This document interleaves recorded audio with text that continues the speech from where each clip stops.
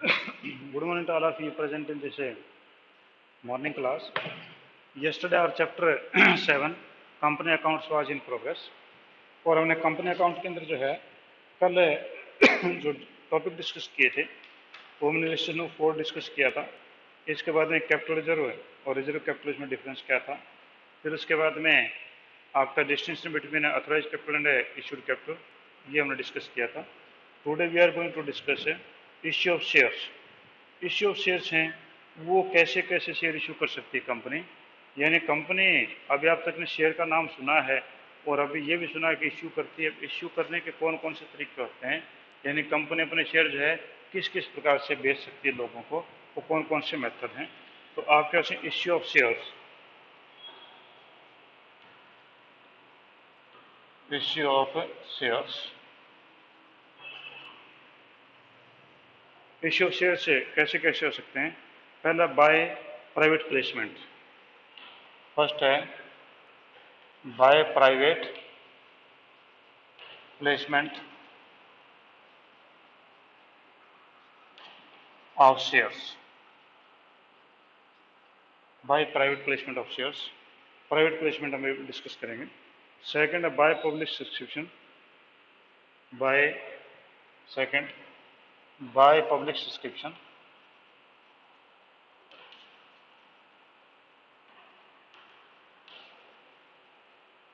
ठीक है जी। और थर्ड है for other than cash consideration, for consideration for consideration other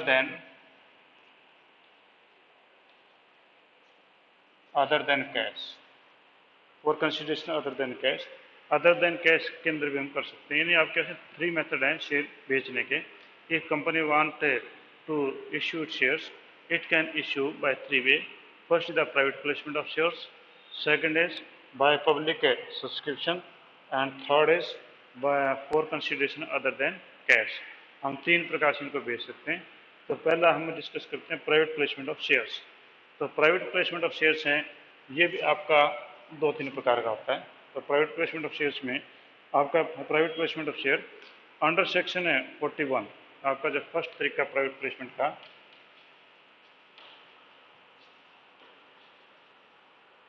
private placement का जो फर्स्ट जो फॉर्मूला प्राइवेट प्लेसमेंट इसको वर्ड दिया गया है। तो इसमें कहता है कि आपका जो है कंपनी एक्ट के अंडर सेक्शन 42, आपका कंपनी एक्ट का जो सेक्शन 42 है 2013 का, उसमें प्राइवेट प्लेसमेंट जो है वो अलाउड है। मीन्स इफ ए कंपनी से company directors feels that there is no need to invite the general public for the purchase of shares, then it can issue the the directors can issue the shares to their near and dear peoples। वो अपने नज़दीकी लोगों को दे सकते हैं। उनको confidence है कि वो जितने शेयर इश्यू कर रहे हैं उतने के उतने शेयर आम जनता को देने के बजाय वो अपने नज़दीकी लोगों को दे सकते हैं। तो इस मामले में प्रमोटर्स जो हैं वो अपने रिलेटिव शेयर होल्डर ग्रुप हैं, वो कंपनीज के म्यूचुअल फंड्स हैं, एनआरआईज हैं, आपके फाइनेंशियल इंस्टीट्यूशंस हैं जैसे एलआईसी हो गई, यूटीआई हो गई, आपका आईसीआईसीआई हो गया। इन लोगों को जो है ये शेयर बेच सकते हैं। इसका ये हुआ कि the company has not issued the prospectus to the general public, it will sell the shares to the non persons और the group of companies who purchase the shares और the LICs, ICICI and other financial institutions which are interested to purchase the share of a company। तो company जो है उन लोगों को share private placement कर सकती है। when the company will sell it through the private placement, then company need not to issue the prospectus, then company has to only issue the statement in your prospectus। ये एक document होता है, ये जो है वो कंपनी जो issue कर सकती है और वो इश्यू करके रजिस्ट्रार के पास में वो 3 days before the selling of shares वो कंपनी जो उनके पास में रजिस्ट्रार के पास उसको जमा करवा सकती है। ठीक है जी। तो यहाँ पर इस केस में ये भी है कि यहाँ पर जितने भी शेयर हैं वो जो है उनका minimum lock in period 3 years होगा। यानी आपने प्राइवेट प्लेसमेंट अगर शेयर्स की कर दी तो कम से कम 3 साल तक वो शेयर आगे नहीं बेचे जा सकते। मान लो कि A is a director, he sell its company share to Y, and Y can not sell these shares in the market before 3 years. तो 3 साल से पहले नहीं बेच सकते, और ऐसे टाइम को हम बोलते हैं लॉक इन पीरियड, और लॉक इन पीरियड जो है 3 साल से ज़्यादा नहीं हो सकता है। ठीक है जी। अगला करेंगे स्वेट इक्विटी। ठीक है, पहला ये होगा, दूसरा स्वेट इक्विटी। स्वेट इक्विटी, तो स्वेट ये स्वीट नहीं है, ये स्वेट है। ठीक है, स्वीट तो होता है मीठा और स्वेट होता है पसीना।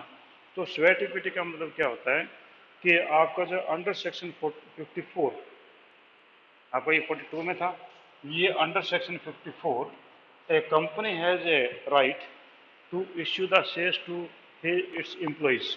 जो कंपनी के जो एम्प्लॉइज हैं उनको जो है वो बेच सकती हैं शेयर्स को, क्योंकि स्वेट का मतलब पसीना बहाना। तो जो आपके कर्मचारी आपके लिए पसीना बहाते हैं उन लोगों को जो है आप ये शेयर्स दे सकते हैं। ठीक है, और ये किस लिए दे सकते हैं कि some of the persons who has know how, means they are the technical knowledge, and if they will remain engaged with the company, then they are beneficial for the company. For this purpose, the director of the company issues some share to those persons who are capable and that should be bind with the company. For this purpose, the director issue such shares to these persons, and normally these shares are issued to these persons or to these employees less than the face value of the shares. मान लो share की 10 रुपये कीमत है, तो इन लोगों को जो है वो 5 रुपये में, 6 रुपये में, 4 रुपये में इनको दिया जाएगा, यानी मार्केट प्राइस से और जो फेस वैल्यू उससे काफ़ी कम रेट में इनको दिया जाता है, ताकि वो लोग बिलोंगिंगनेस फील कर सकें कि कंपनी हमारी रिस्पेक्ट करती है। तो इस प्रकार से इनका भी लॉकिंग पीरियड जो है वो 3 ईयर्स का ही होगा, इन 3 साल से पहले ये जो है वो किसी को नहीं बेच सकते हैं। ठीक है जी। एक आपका इसी में है ESOP। ठीक है, तो आपका थर्ड हम बोल सकते हैं ESOP, employees stock option plan. ठीक है, तो एम्प्लॉय स्टॉक ऑप्शन प्लान है, तो कई बार कंपनी ऐसे भी शेयर बेच सकती है कि कंपनी जो है आपका under section 62, under section 62 sub section 1, उसमें कंपनी को राइट है कि it can issue the shares to its present persons who are on the post of the director, or who are the post on the manager, or who are the post on the technical branch। तो उन लोगों को जो है ये share उनको बेच सकती है। तो ये उनका जो है एक प्रकार राइट है कि अगर कंपनी इस प्रकार के जो है रेजुलेशन बना करके कि हम ESPO देंगे इनमेंट एम्प्लॉयज को जो है वो स्वेट इक्विटी अलग था। स्वेट इक्विटी तो उनके लोअर लेवल के कर्मचारियों के लिए था, और ESOP जो है वो आपके हायर लेवल के लिए है, डायरेक्टर्स लोगों के लिए है, या आपके जो मैनेजर्स लोगों के लिए, उन लोगों के लिए है। तो ये जो है कंपनी स्पेशल रेजुलेशन पास करती है कि हम इतने शेयर जो है वो देना चाहते हैं हमारे इन लोगों को, और उसमें जो है ये कंपनी के अंदर उनका राइट बन जाता है, they can purchase so many shares, there the right is provided in article section 62 sub section 1, इसमें ये उनको जो राइट दिया गया है। पर इनमें ये कम से कम लॉकिंग पीरियड 1 ईयर होगा, वहाँ पर दोनों में आपका जो है 3 ईयर्स लॉकिंग पीरियड था, और यहाँ पर आपका 1 ईयर लॉकिंग पीरियड होगा, और जो है ये लोग इनको ऐसे शेयर दे सकते हैं। ठीक है, पर ये कंपल्सन नहीं है कि they should purchase, company will offer, but it is not mandatory to purchase the share by the employees. उनको डायरेक्टर्स को या मैनेजर्स को जो है ये जरूरी नहीं कि वो लोग इसको खरीदें, वो खरीद ना भी खरीदें, उनकी मर्जी है। ठीक है जी। आपकी कंडीशन कौन सी है, ESOP किन लोगों को क्या कंडीशन पे हम देंगे। तो पहला आपके पास में है the share are the same class of share already issued by the company. पहला तो आपका जो है सेम क्लास होनी चाहिए। ठीक है, सेम क्लास,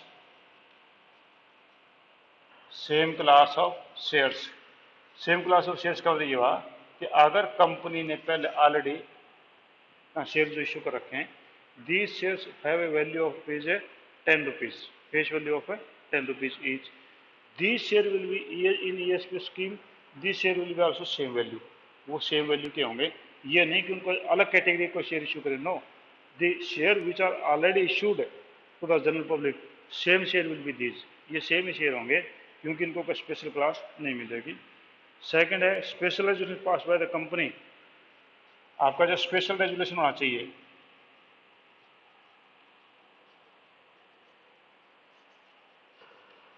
स्पेशल रेजुलेशन जो है वो होना चाहिए, कंपनी के पास होना चाहिए कि आपका अगर स्पेशल रेजुलेशन है तो आपका जो है ये शेयर बेचे जा सकते हैं, वरना तो नहीं होंगे। क्योंकि कंपनी जब पहले स्पेशल रेजुलेशन पास करेगी कि हम इन लोगों को ये शेयर देना चाह रहे हैं और उनको कम रेट पे देना चाह रहे हैं, तो कंपनी ऐसा रेजुलेशन पास करे, वरना तो कंपनी जो है डायरेक्टर लोग किसी को भी शेयर देकर के बेनिफिट दे सकते हैं। थर्ड आपके पास में है the resolution must specify number of shares current market price. ठीक है, तो इसमें जो है जो रेजुलेशन है उसमें number of shares, market price, और उनकी एक्चुअल प्राइस, ठीक है, ये सभी चीज़ें जो हैं वो डिस्कस होनी चाहिए आपके जो स्पेशल रेजुलेशन है उसके अंदर डिस्कस होनी चाहिए। और फोर्थ कहता है at the date of issue of offers not less than 1 year must have elapsed since the company has commenced the business. और अगर इस प्रकार की ईएसपी अगर आप इश्यू करते हैं तो कंपनी जो है must have 1 year age, company age must be 1 year. Company की एज कम से कम 1 साल जरूर होनी चाहिए। ठीक है, यानी कंपनी को बनी हुई 1 साल जरूर हो जाना चाहिए। ये नहीं है कि कल ही कंपनी बनाई थी आज शेयर इश्यू कर दिए, ये ऐसा नहीं होना चाहिए। तो आपका जो पहली कंडीशन थी, एक ही उसी क्लास के शेयर होंगे जो पहले इश्यू कर चुके। स्पेशल रेजुलेशन पास होना चाहिए।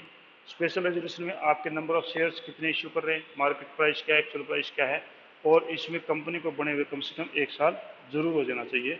और ये जो हैं these must be issued according to SEBI guidelines, security exchange board of India. SEBI का मतलब होता है security exchange board of India, ये आपके शेयर मार्केट को रेगुलेट करती है।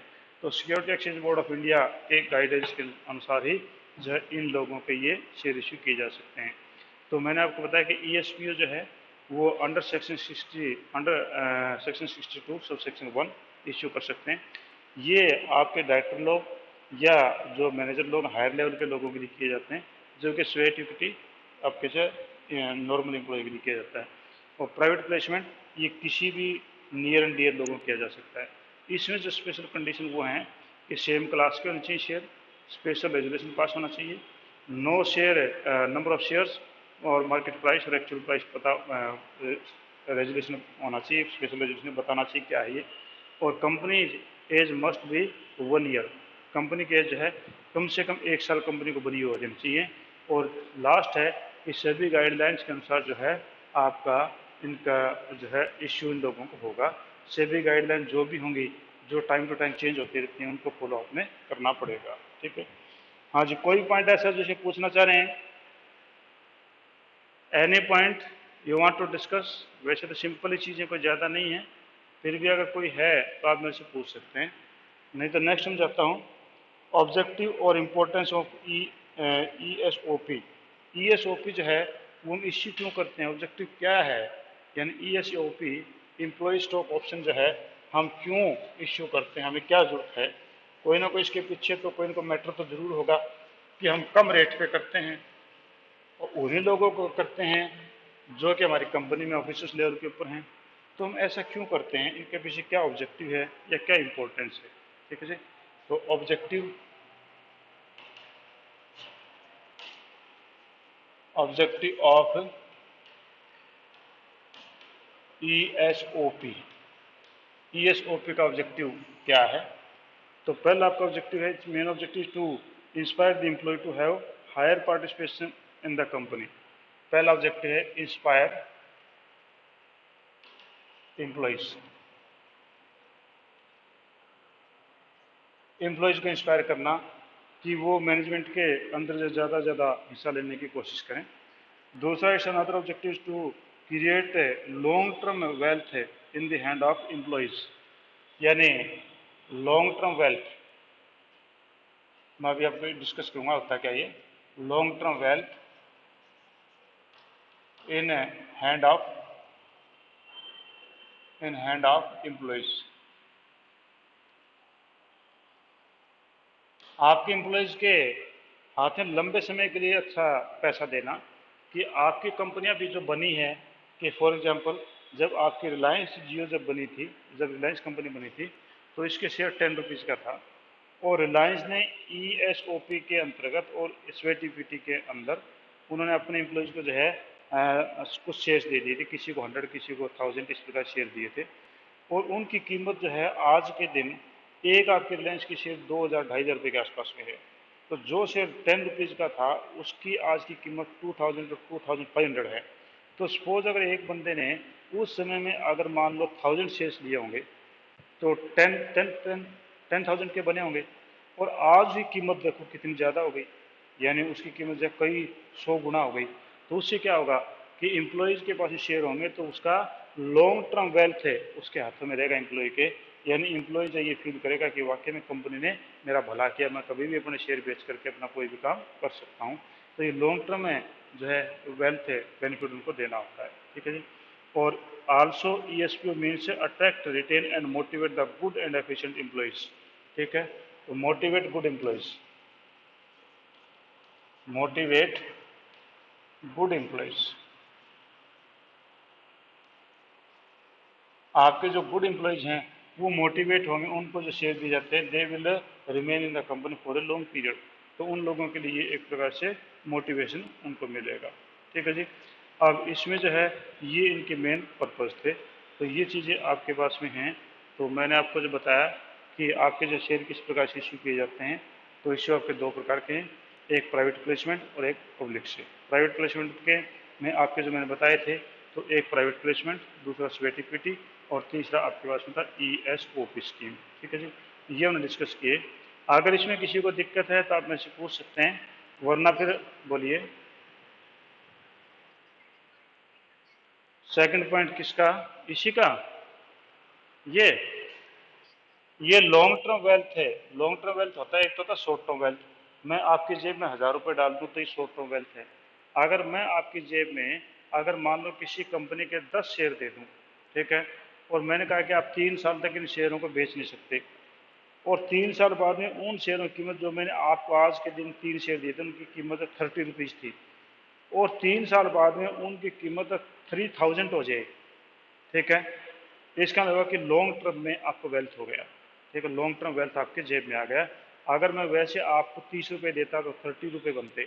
अगर मैं आपको 30 रुपीज़ के शेयर दे दूं और मैं कहूँ कि आपने 3 ईयर तक बेच नहीं सकते, और 3 ईयर के बाद में उनकी कीमत हो जाए 3000, तो नेचुरल लॉन्ग टर्म में आपके पास वेल्थ हो गया। तो इस प्रकार के आपके रिलायंस के कई एम्प्लॉयज़ हैं जो कि बिल्कुल गरीब थे, और उन लोगों को कंपनी ने 1000 शेयर्स दे दिए, आज वो कई कई लाख रुपए के मालिक हैं। तो वो हो गया लॉन्ग टर्म वेल्थ का बेनिफिट होता है ये। ठीक है। हाँ जी, और कोई पॉइंट हो? हाँ जी, चलो फिर मैं नेक्स्ट पे आता हूँ। ठीक है जी, थैंक यू। हाँ जी, अगले पे मैं आता हूँ, वो पब्लिक सब्सक्रिप्शन ऑफ शेयर्स। अब ये तो प्राइवेट प्लेसमेंट हो गई थी, कि यहाँ पर तो पब्लिक का कोई मतलब नहीं था। अब हमारी लड़ाई शुरू होती है, और यहीं से आपका जो है, जो चैप्टर में पूरा का पूरा चलता जाएगा। हालांकि पिछड़ चीज़ें भी इंपॉर्टेंट हैं, पर अभी जो एक रूटीन का जो लंबे समय तक जो चलेगा चैप्टर, वो अब से शुरू होता है, लंबे टाइम पर जो चलेगा। तो इन्होंने कहा कि public subscription of shares, public subscription of shares.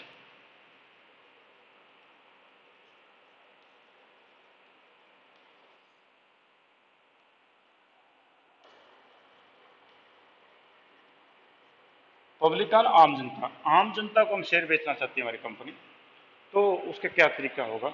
तो सबसे पहले टू इश्यू प्रोस्पेक्टस। फर्स्ट है टू इश्यू प्रोस्पेक्टस।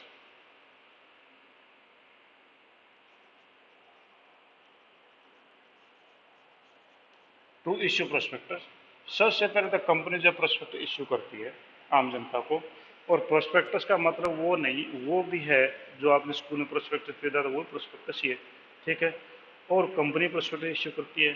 तो प्रोस्पेक्टस का मतलब होता है any type of the invitation to the general public, that is called as prospectus. कि आम जनता को कोई भी इन्विटेशन देना, वो प्रोस्पेक्टस कहलाता है। ठीक है, कि ये प्रोस्पेक्टस एक बुकलेट के रूप में हो सकता है, ये प्रोस्पेक्टस आपका एक पंपलेट के रूप में भी हो सकता है, पंपलेट में भी इंफॉर्मेशन आ सकती है, ये प्रोस्पेक्टस आपका जो टीवी के ऊपर एक ऐड के रूप में हो सकता है, ये प्रोस्पेक्टस आपका रेडियो के ऊपर भी ऐड के रूप में हो सकता है, ये प्रोस्पेक्टस मैगजीन में भी हो सकता है। और इवन मैं ये कहूँ कि प्रोस्पेक्टस का मतलब अगर आप बाजार के अंदर है, दुकान खोल के बैठे हैं, तो वो भी एक प्रोस्पेक्टस है, वो भी इन्विटेशन है कि आप लोग मेरी दुकान पे आइए, मैं सामान बेच रहा हूँ, वो ले सकते हैं, तो वो भी आपका प्रोस्पेक्टस है।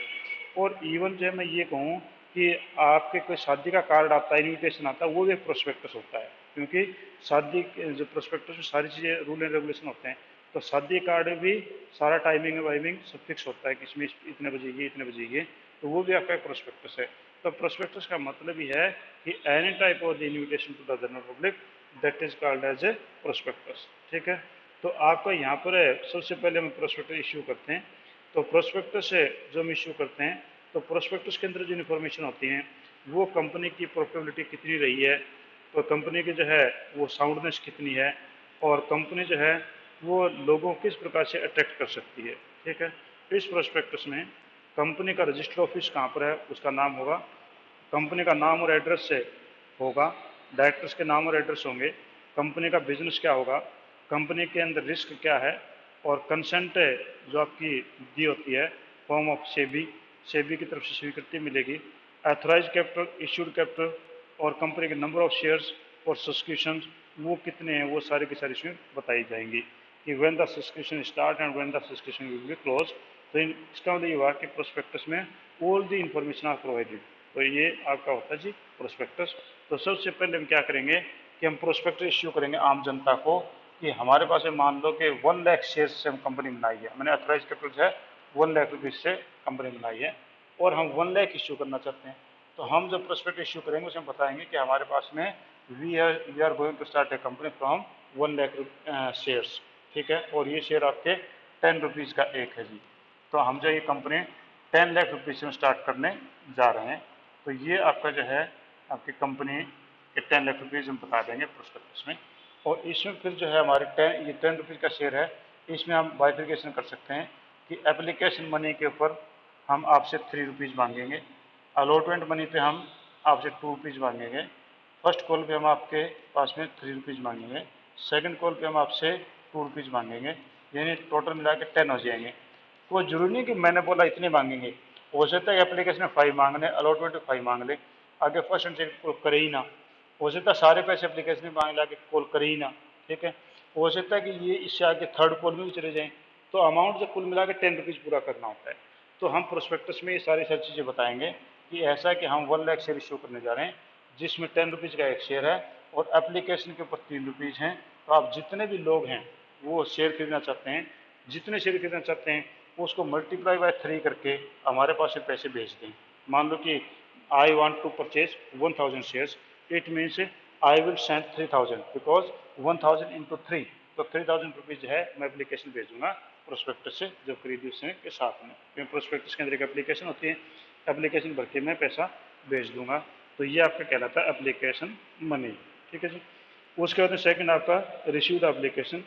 और जैसे कंपनी जो है अपने प्रोस्पेक्ट इश्यू किया, इसमें फॉर्म था, फॉर्म जो है हम लोगों के पास पहुंचा, अब मुझे जो है 1000 शेयर चाहिए थे, अब मैंने जो है 1000 इंटू 3, तो मैंने 3000 पे जो है कंपनी के पास में एप्लीकेशन भेज दी। तो कंपनी के पास में जो है मैं एप्लीकेशन भेजूंगा, तो कंपनी के पास में एप्लीकेशन आती जाएंगी, और कंपनी क्या करेगी कि जो पैसा आता है उसके लिए एक शेड्यूल्ड बैंक होता है, कोई राष्ट्रीयकृत बैंक, उसमें खाता खोलती है, ये पैसा वहाँ पर जमा होता रहता है। ठीक है, उसने क्लियर बोला था कि आपकी सब्सक्रिप्शन जो है वो 1 महीने के लिए खुली रहेगी, या 2 महीने के लिए खुली रहेगी, या 3 महीने की खुली रहेगी। तो यहाँ पर जो है वो पैसा इन बैंक में जमा होता रहता है, और यहाँ पर कम से कम जो है आपका 25% पैसा जरूर आना चाहिए, यानी 10 रुपीज़ है तो 10 रुपीज़ का 25%, यानी 2.5 रुपये कम से कम एप्लीकेशन के साथ में पैसा होना जरूरी होता है। तो यहाँ पर हमारी एप्लीकेशन रिसीव हो गई। एप्लीकेशन रिसीव होने के बाद में नेक्स्ट आपका होता है जी, पहला आपका इश्यू था प्रोस्पेक्टस, सेकंड आपका रिसीव एप्लीकेशन, यानी टू रिसीव एप्लीकेशन। एप्लीकेशन आप रिसीव कर लेंगे, ठीक है, तो इसमें आपके जितने शेयर वो आ जाएंगे। ठीक है, थर्ड आपके पास में जी to make allotment, to make allotment, अब हमारे पास में हो सकता है कि 1 लाख से ज़्यादा एप्लीकेशन दिया जाए, तो हम कैसे उनको अलॉटमेंट करें, उनको कैसे शेयर बांटे, अलॉटमेंट बांटना, उन्हें कैसे शेयर बांटे।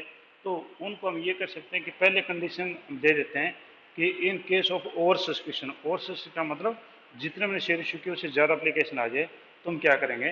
तो in that case we will already specify all the things in prospectus that if we receive the excess application then we will allot the share first come first serve on the proportionate ratio or any other method कि पहले आओ पहले पाओ आधार पे या अनुपातिक आधार पे या कोई भी मेथड हम अपना सकते हैं, वो पहले प्रोस्पेक्टस में आपने देना होगा। तो ये हम अलॉटमेंट करेंगे। तो प्रोस्पेक्टस के टाइम पे हमारे पास में पैसा आ गया, फिर अलॉटमेंट के टाइम पे हमारे पास में पैसा आ जाएगा। ठीक है, इसके बाद में आपका एक मिनिमम सब्सक्रिप्शन आता है जी। ठीक है, ये पॉइंट अलग से है, इसके अंदर नहीं है। तो ये आपका minimum subscription, minimum subscription plus होने पड़ा होगा आपने। तो मिनिमम सब्सक्रिप्शन का मतलब होता है कि आपका 90% of issued capital must be received with in 30 days हो गया। पहले ये 120 डेज था, लास्ट ईयर तक ये 120 डेज था, अब ये 30 डेज हो गया कि विद इन 30 डेज जो है आपका 90% आपका आ जाना चाहिए। अगर 90% नहीं आता है तो ये जो पैसा आपको मिला है ये पैसा आप वापस से लौटा देंगे, इस पैसे को जब वापस से भेज देंगे। तो ये 90% आपका पैसा आना जरूरी से हम बोलते हैं मिनिमम सब्सक्रिप्शन। और जो ये पैसा आपके पास आया इसमें आपका अलॉटमेंट के ऊपर, उस पैसे को आप कैसे यूज़ करेंगे। तो पेज नंबर 7.16 पे देखो, for the payment of purchase of price of any property, अगर आपने कोई प्रॉपर्टी खरीदी तो इस पैसे को वहाँ यूज़ कर सकते हैं। आपने कोई प्रीलिमिनरी एक्सपेंस है या अंडरराइटिंग कमीशन है जो किया है ब्रोकरेज का किया, उस पर कर सकते हैं। फॉर वर्किंग कैपिटल कर सकते हैं, और एनी अदर एक्सपेंडिचर किसी और दूसरे के लिए इसका खर्चा कर सकते हैं। ठीक है जी। और नेक्स्ट आपके पास में जी वो आपके पास है टू मेक कॉल्स। ठीक है, to make calls, to make calls, call जो है वो करने के लिए अब आपके जो अलॉटमेंट तक हो गया था, फिर आपकी फर्स्ट कॉल सेकंड कॉल ये हो सकती हैं, तो उसके बाद में कॉल करके पैसा मंगा लेंगे। यानी उनको जो एक कॉल के बीच में कम से कम 1 महीने का टाइम जरूर होगा, और हर महीने के बाद में इस प्रकार की कॉल जब हम करते जाएंगे जब जब पैसे की जरूरत होगी, और ये पैसा हम लोगों को मिल जाएगा। ठीक है जी। तो इस प्रकार से आप जो ये कॉल कर सकते हैं। तो आज हम जो कर रहे थे वो हमने किया था कि शेयर इशू किस प्रकार से करेंगे। तो शेयर इशू जो है वो 2 टाइप है। First is private placement, second is public placement. Private placement में आपका प्राइवेट प्लेसमेंट और स्वेट इक्विटी, और उसके बाद में आपका आया था ESOP। ठीक है, इसके अंदर पब्लिक में आपके पास में था वो issue the prospectus, receive the application, make the allotment और मेक द कॉल्स। ठीक है, ये आपके पास में आया। अब हम इससे आगे थोड़ा चलते हैं। तो आगे हम चलें तो देखो कि आपका था प्रीलिमिनरी एक्सपेंस। कुछ पॉइंट हैं वो आप खुद भी कर सकते हो, कोई ज़्यादा पॉइंट है, छोटी मोटी चीज़ें हैं जो आपको ज़्यादा बोर नहीं करूँगा मैं। प्रीलिमिनरी एक्सपेंस हैं वो कौन से होते हैं, कि what do you mean by preliminary expense. ठीक है, तो प्रीलिमिनरी एक्सपेंस का मतलब होता है कि जो आपके प्रारंभिक खर्चे होते हैं वो क्या कहते हैं, प्रीलिमिनरी एक्सपेंस। प्रारंभिक खर्चे कौन से होते हैं, the expenses which is made by the company to start the business. Business start करने के लिए जो कंपनी जो खर्चे करती है वो आपके प्रीलिमिनरी एक्सपेंस आपके होते हैं।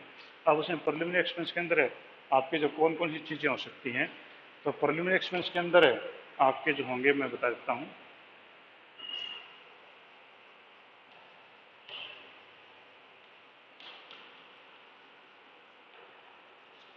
प्रीलिमिनरी एक्सपेंस, प्रीलिमिनरी एक्सपेंस में आपके expense incurred on preparation of and printing the various document, यानी आपके जो प्रिंटिंग ऑफ वेरियस डॉक्यूमेंट है, ऑफ डॉक्यूमेंट आपकी कंपनी बनाते हैं तो कई सारे डॉक्यूमेंट आपको प्रिंट करवाने पड़ते हैं, उस पर आपका खर्चा लगता है। तो उसमें आपके जो डॉक्यूमेंट के लिए आपके जो लेटर हेड हो गए या आपके कुछ फॉर्म्स हो गए, वो सारे के सारे आपके प्रीलिमिनरी एक्सपेंस होते हैं। स्टाम्प ड्यूटी, स्टाम्प ड्यूटी ये हमें सरकार की ड्यूटी जो फीस वो पे करनी पड़ती है। तो ये आपकी जो स्टाम्प ड्यूटी आपके रजिस्ट्रेशन के लिए जो डॉक्यूमेंट के ऊपर लगती है, जैसे कोर्ट में जाएंगे तो वहाँ पर जो हमें फीस पे करनी पड़ेगी स्टाम्प ड्यूटी है। Duty payable on authorise capital, duty duty on authorise capital, जो आपके एथोराइज कैपिटल है उसके ऊपर हमें सरकार को कुछ परसेंटेज पे करना पड़ता है। ठीक है, जैसे कि हम ज़मीन खरीदते हैं तो कुछ परसेंटेज टैक्स के रूप में पे करना पड़ता है, ठीक वैसे कंपनी को पे करना पड़ता है। Cost of preliminary books, preliminary books, preliminary books का मतलब आपके लेजर हैं, जर्नल हैं, या कैश बुक है, सब्सिडी बुक है, या कोई आर्टिकल्स हैं, उनको खरीदने के लिए। और नेक्स्ट आपके पास में, in case company has been formed to purchase the running business, fees charge by the accountant. तो कोई कंपनी जो रनिंग बिजनेस है खरीद रही है, तो जो फीस है जो हमने पे की थी, फीस है फॉर वैल्यूएटर, वैल्यूएटर और चार्टेड अकाउंटेंट। हमने कोई चलता हुआ बिजनेस खरीदा है, उसका वैल्यूएशन हमने करवाया था, वैल्यूएशन करवाया तो हमारा कोई चार्टेड अकाउंटेंट भी उसमें काम में लिया होगा हमने, उसकी कोई फीस है वो हम पे करेंगे, तो क्या कहते हैं प्रिलिमिनरी एक्सपेंसेस। ठीक है जी, तो ये आपके आज का टॉपिक इतना ही है। हाँ जी, कोई पॉइंट आप पूछना चाह रहे हैं इसके बारे में आप पूछ सकते हैं मेरे से। ठीक है, और फिर जब कल से हमारा पूरा का पूरा चैप्टर स्टार्ट हो जाएगा, जो 8 एंट्रीज हैं वो हमारी शुरू हो जाएगी। हाँ जी, any point you want to ask? चलो ठीक है जी, हम थोड़ी